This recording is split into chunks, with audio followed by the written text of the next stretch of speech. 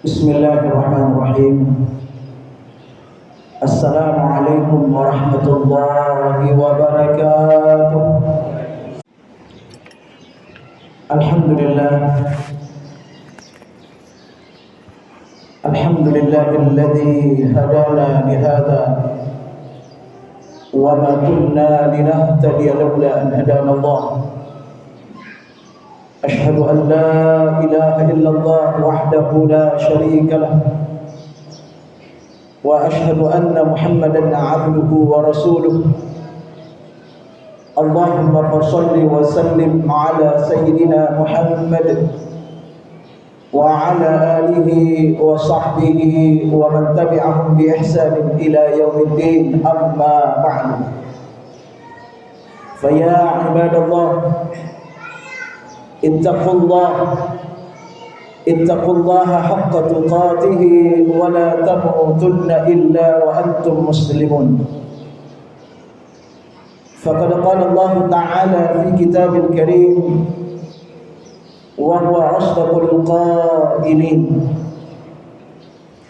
أعوذ بالله من الشيطان الرجيم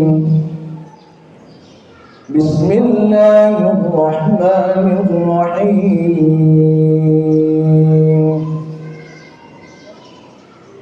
ومن آياته الليل والنهار والشمس والقمر لا تسجدوا للشمس ولا للقمر واسجدوا لله الذي خلقهن إن كنتم إياه تعبدون.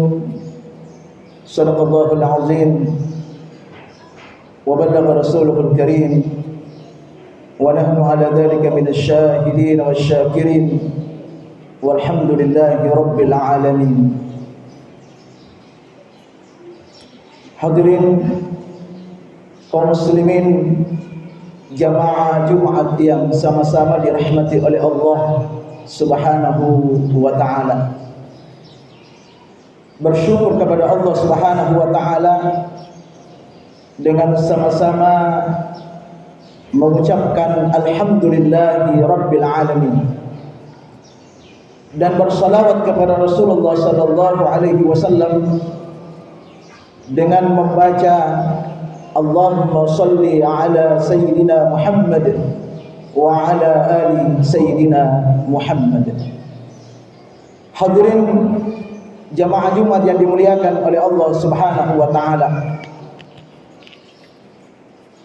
Beberapa hari ke depan, tepatnya tanggal 8 November nanti atau bertepatan dengan hari Selasa,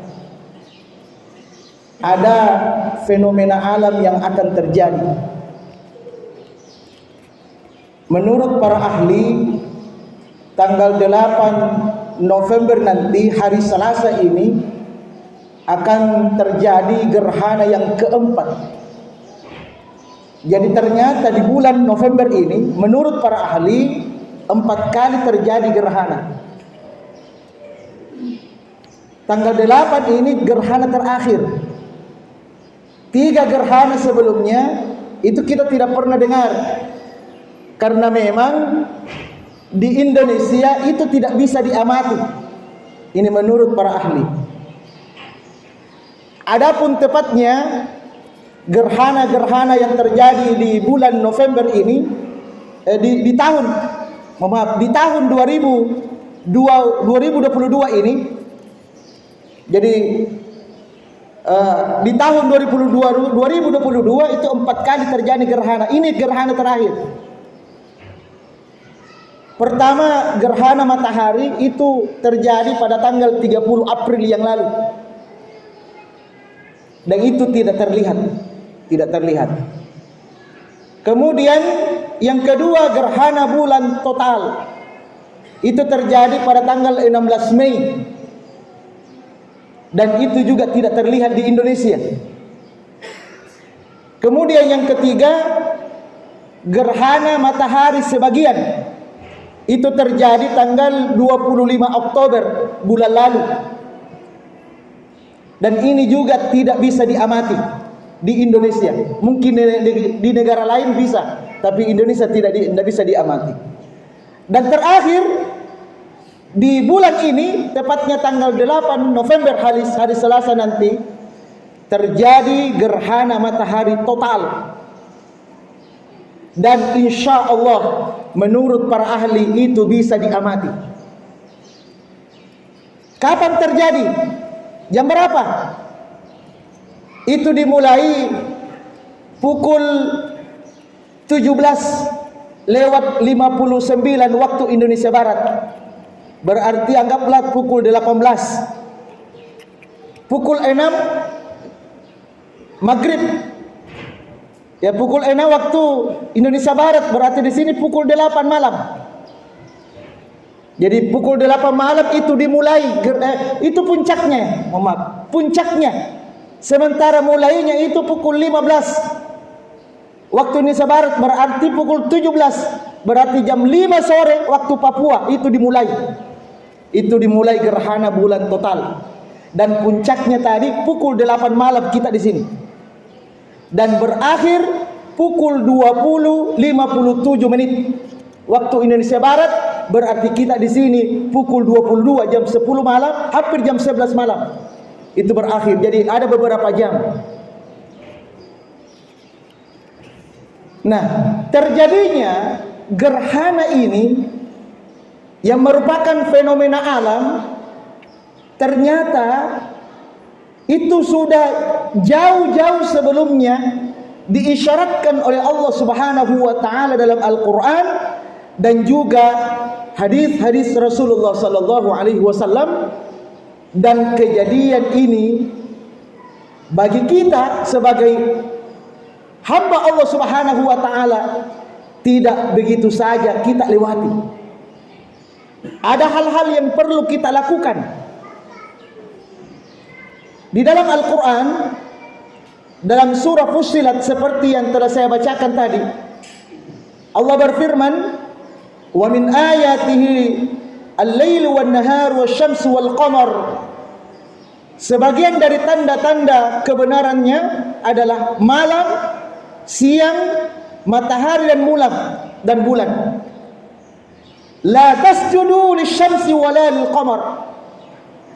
Janganlah bersujud, janganlah menyembah matahari dan jangan pula bersujud kepada bulan. Wasjudu lillahi alladhi khalaqahun. Tetapi sujudlah kepada Allah yang telah menciptakan semua itu. In kuntum iyyahu ta'budun. Jika kamu betul-betul hanya menyembah kepada Allah Subhanahu wa taala. Artinya apa? Melalui ayat ini kita diperingatkan oleh Allah Subhanahu wa taala bahwasanya kejadian gerhana, khususnya baik itu gerhana matahari maupun gerhana bulan, ini merupakan salah satu dari tanda-tanda kebesaran Allah dan semuanya adalah ciptaan Allah. Maka tidaklah dibenarkan orang-orang atau dari sekian banyak hamba-hamba Allah Subhanahu wa taala justru mempertuhankan daripada makhluk-makhluk Allah tersebut. Seperti yang kita ketahui atau pernah kita dengar di negara-negara lain, ada yang menyembah matahari. Bagi kita sebagai hamba Allah, jangan kita lakukan seperti itu. Kemudian ketika terjadi gerhana bulan ini, sesungguhnya apa yang mesti kita lakukan sesuai dengan apa yang dilakukan oleh Rasulullah sallallahu alaihi wasallam.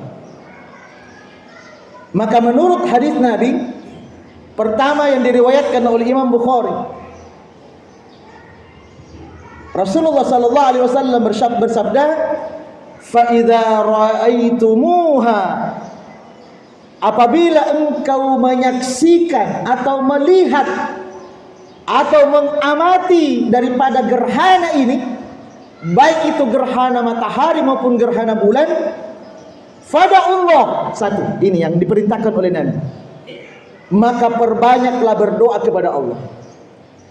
Jadi mulai dari pukul 5 sore waktu Papua hari Selasa, disitulah mulai kita dianjurkan untuk memperbanyak berdoa.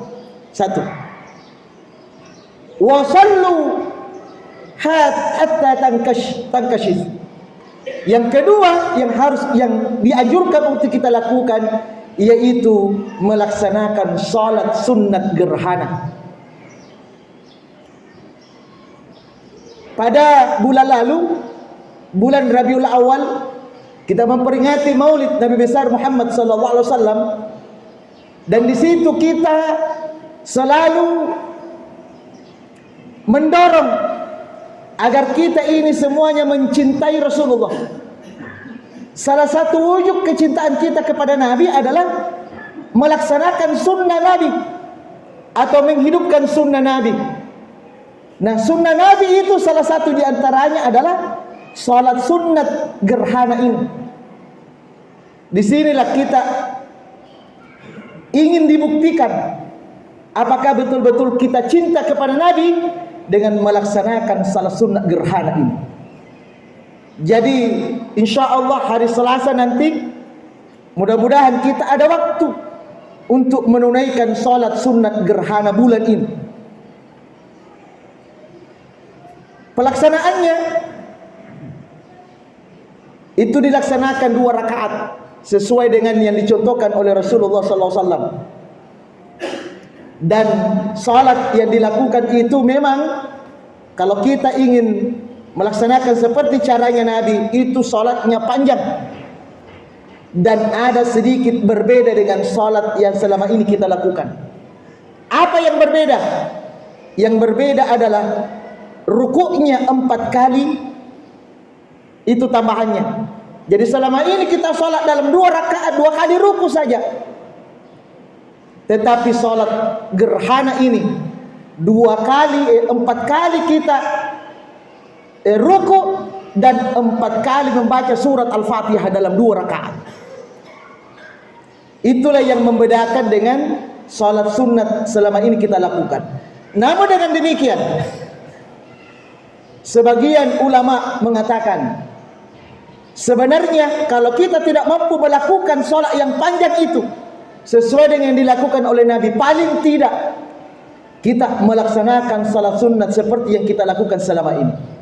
Seperti sholat sunat tahiyatul masjid, 2 rakaat, 2 rukuknya, 4 sujudnya. Kalau memang selama itu kita lakukan, minimal ini yang kita lakukan. Itu menurut sebagian ulama. Kalau memang kita tidak mampu laksanakan seperti yang dilakukan oleh Rasulullah sallallahu alaihi wasallam. Yang penting di hari itu, di hari Selasa, kita di sini mulai dari jam 5 sore sampai menjelang jam 11 malam. Itulah waktunya kita melaksanakan salat. Apakah kita mau sudah maghrib salat? Boleh juga setelah salat isya salat sunat gerhana, silakan. Yang penting kita sempatkan waktu untuk salat sunnah ini, karena ini bagian dari perintah Nabi dan sebagai amalan sunnah, dan ini juga sebagai bukti kecintaan kita kepada Rasulullah sallallahu alaihi wasallam. Selain dari 2 tadi ini, perbanyak berdoa dan laksanakan salat gerhana 2 rakaat. Apalagi yang diperintahkan oleh Nabi dalam hadis yang lain yang diriwayatkan oleh Imam Bukhari dan Muslim, Rasulullah bersabda, "Fa idza ra'aitum syai'an min dzalik fafazzi'u ila zikrih." Maka isilah waktu-waktu itu dengan memperbanyak berzikir. Sudah 3. Jadi perbanyak berdoa, laksanakan sholat 2 rakaat, dan juga perbanyak berzikir kepada Allah Subhanahu wa taala. Dan yang terakhir yaitu wa istighfari, dan perbanyak beristighfar. Jadi minimal ada 4 yang bisa kita amalkan mulai dari jam 5 sore nanti waktu Papua sampai menjelang jam 11 malam. Lakukan 4 ini. Pertama, perbanyak berdoa, Yang kedua, perbanyak berzikir. Yang ketiga, perbanyak beristighfar. Dan yang keempat, laksanakan salat sunat 2 rakaat. Namanya salat sunat gerhana bulan. Niatnya dalam hati ketika kita takbir, Allahu Akbar. Niatkan dalam hati, saya niat salat sunat gerhana bulan 2 rakaat karena Allah. Kalau kita sendiri, karena boleh juga dilakukan sendiri dan boleh juga dilakukan berjamaah. Niatkan makmuman kalau kita makmum, imaman kalau kita imam. Dan ada yang membedakan ketika kita salat berjamaah, maka itu ditambah dengan khutbah. Jadi selesai salat sunat gerhana 2 rakaat, setelah itu lanjut dengan khutbah gerhana. Sama dengan salat Jumat atau sama dengan salat Idul Fitri, Idul Adha.